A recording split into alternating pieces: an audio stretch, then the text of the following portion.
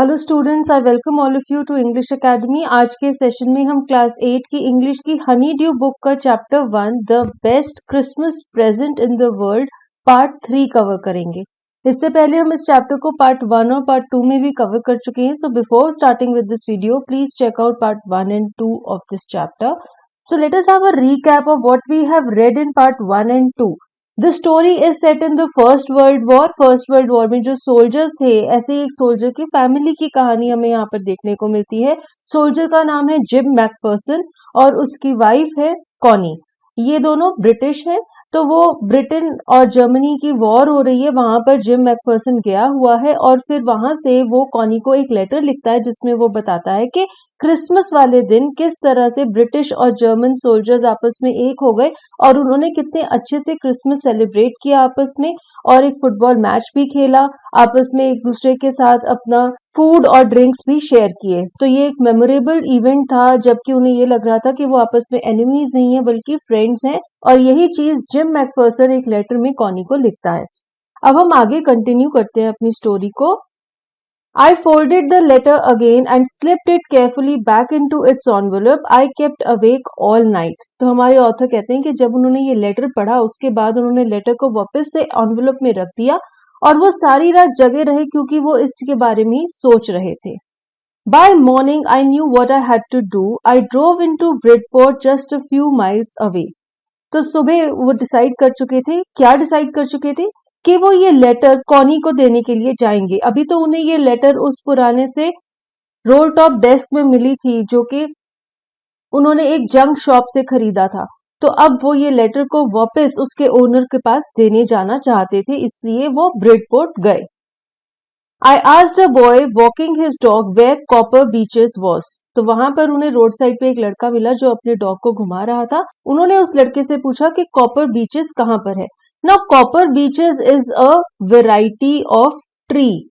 जैसे आप इमेज में देख रहे हैं, ये जो पेड़ है ये कॉपर बीचेस ट्री है।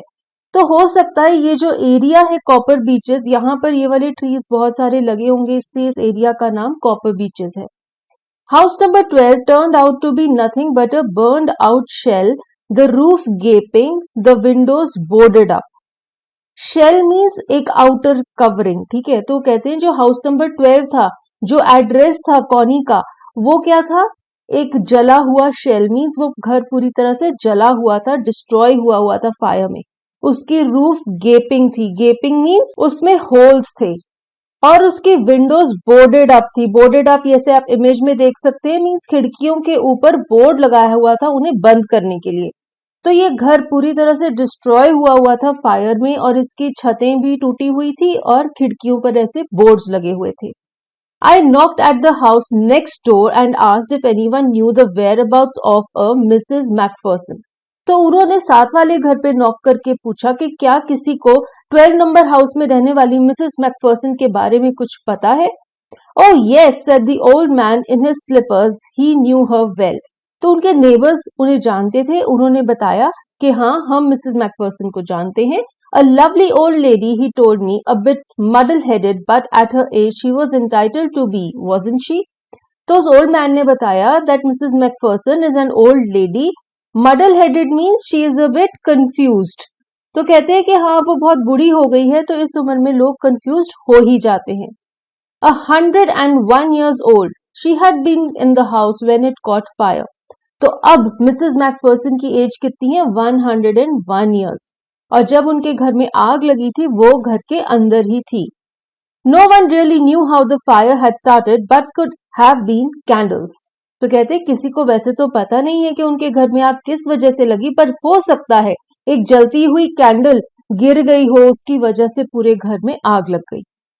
She used candles rather than electricity because she always thought electricity was too expensive.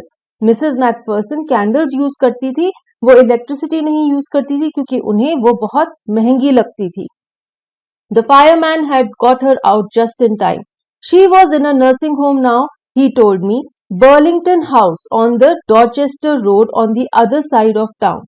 तो जब उनके घर में आग लगी, फायरमैन ने उन्हें रेस्क्यू किया, बाहर निकाला जस्ट इन टाइम ही। जैसे उन्होंने उन्हें बाहर निकाला पूरा घर तेजी से जलने लग गया। अब मिसेस मैकफर्सन एक नर्सिंग होम में रहती हैं जिसका नाम है बर्लिंगटन हाउस, जो डॉर्चेस्टर रोड पर लोकेटेड था, शहर के दूसरी तरफ। I found Burlington house nursing home easily enough. तो हमारे author Burlington house nursing home गए मिसेस मैकफर्सन से मिलने के लिए। There were paper chains up in the hallway and a lighted Christmas tree stood in the corner with a lopsided angle on top. Lopsided means bent on one side, एक तरफ को झुका हुआ होना।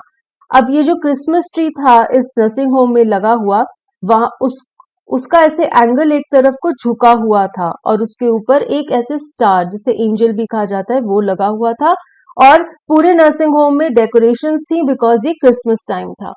I said I was a friend coming to visit Mrs. Macpherson to bring her a Christmas present. तो author ने कहा कि मैं उनका दोस्त हूं और मैं उनके लिए क्रिसमस प्रेजेंट लेकर आया हूं। I could see through into the dining room where everyone was wearing a paper hat and singing.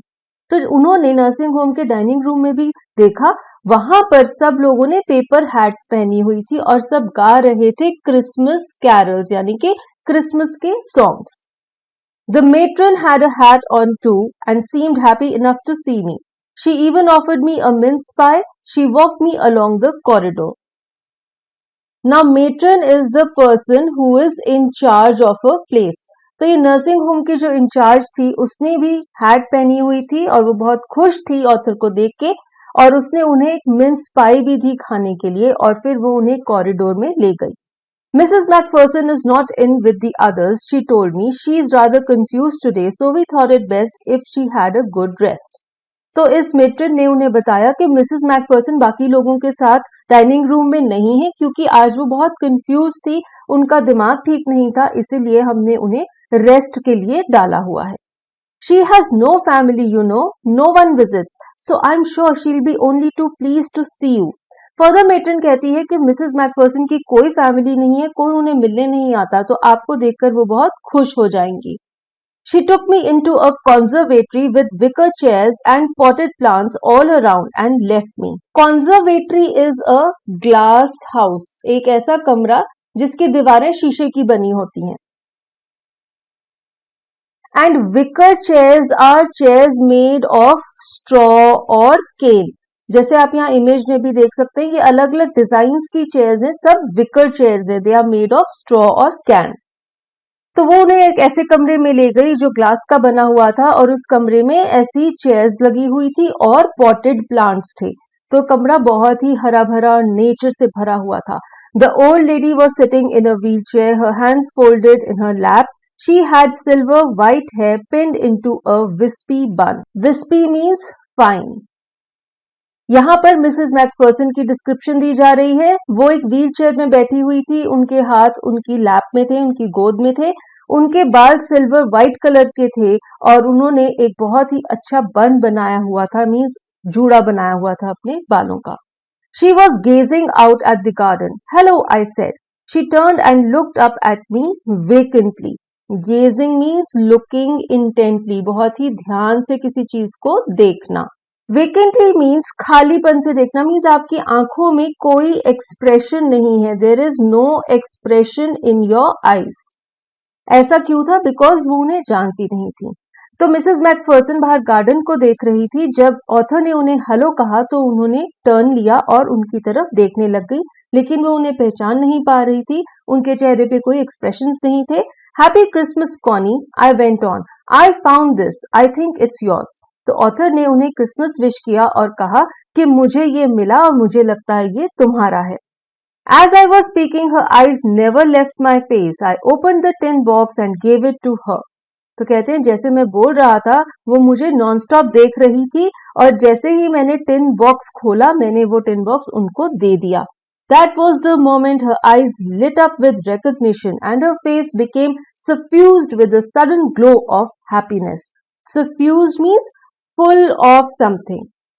जैसे ही इन्होंने वो टिन बॉक्स खोल के मिसेस मैकफर्सन को दिया, उसी समय उनकी आंखों में एक चमक आ गई क्योंकि अब वो उस टिन बॉक्स को पहचान पा रही थी, इसलिए उनके चेहरे पर एक्सप्रेशन आ गया और उनका चेहरा ग्लो और हैप्पीनेस से भर गया। वो बहुत खुश थी। I explained about the desk, about how I had found it, but I don't think she was listening. तो हमारे ऑथर ने उन्हें बताया कि उन्हें ये टिन बॉक्स कैसे मिला। उन्होंने वो रोल टॉप डेस्क एक जंक शॉप से खरीदा और उसमें एक ड्रॉर में उन्हें वो टिन बॉक्स मिला। लेकिन लगता है मिसेस मैकफर्सन ये सब बातें नहीं सुन रही थी। क्यों? क्योंकि वो खो गई थी उस समय में अपने हस्बैंड की यादों में, क्योंकि वो टिन बॉक्स ने उन्हें वो मेमोरीज याद दिला दी। For a while she said nothing but stroked the letter tenderly with her fingertips. Stroked क्या होता है? किसी चीज पर अपना हाथ फेरना। Tenderly means gently, बहुत आराम से। कुछ देर तक मिसेस मैकफर्सन कुछ नहीं बोली। वो उस चिट्ठी पर ही हाथ फेर रही थी, बहुत प्यार से, क्योंकि उन्हें उससे बहुत अफेक्शन फील हो रही थी। वो उनके हस्बैंड की आखिरी निशानी थी। Suddenly she reached out and took my hand. Her eyes were filled with tears. तो अचानक से उसने क्या किया? उसने ऑथर का हाथ पकड़ लिया और उसकी आंखों में आंसू भरे हुए थे। You told me you'd come home by Christmas, dearest, she said, and here you are, the best Christmas present in the world. तो कॉनी कहती है कि तुमने मुझे कहा था, तुमने मुझे प्रॉमिस किया था कि तुम क्रिसमस तक घर वापस आ जाओगे, और आज क्रिसमस के दिन तुम घर आ गए हो। ये मेरे लिए बेस्ट क्रिसमस प्रेजेंट है।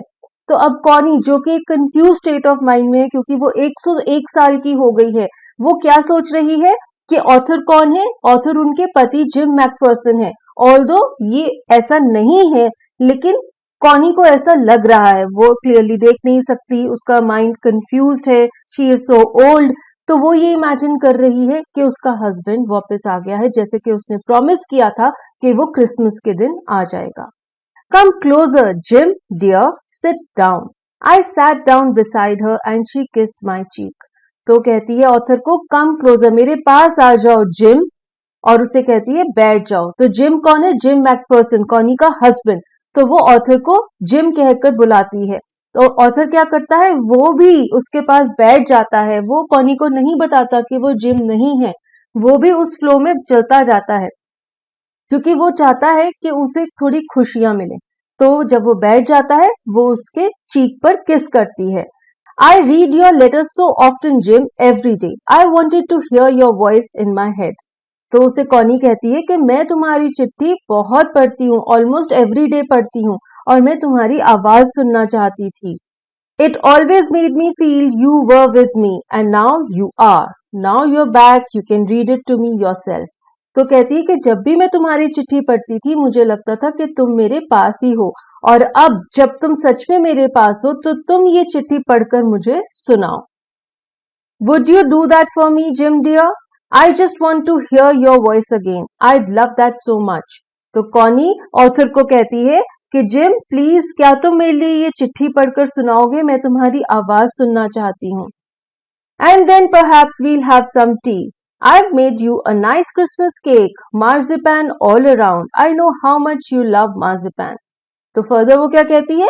जब तुम चिट्ठी पढ़ के सुना दोगे, उसके बाद मैं कुछ चाय बनाऊंगी तुम्हारे लिए। मुझे पता है तुम्हें क्रिसमस केक बहुत पसंद है। मैंने तुम्हारे लिए क्रिसमस केक बनाया है और उस पर मार्जिपैन की लेयर भी लगाई है, क्योंकि मुझे पता है कि तुम्हें मार्जिपैन बहुत अच्छा लगता है। तो इससे क्या पता लगता है? कॉनी, जो एक कंफ्यूज स्टेट ऑफ माइंड है, वो अपने पास्ट में पहुंच गई है, उस टाइम में पहुंच गई है जब जिम मैकफर्सन वॉर के लिए गया था। तो वो तब से ही जिम मैकफर्सन के वापस आने का इंतजार कर रही है, और उसे ऐसा लग रहा है कि आज जिम वापस आ गया है। So students, with this we have completed this chapter, The Best Christmas Present in the World, a very touching story of how a family gets separated due to the war.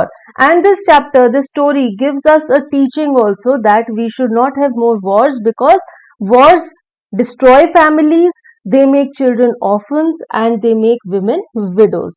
So I hope you enjoyed the lesson. If you have any doubts, please share with me in the comment section and we'll try and revert to you. And with this is Ruchika signing off. Till we meet next, take care and goodbye.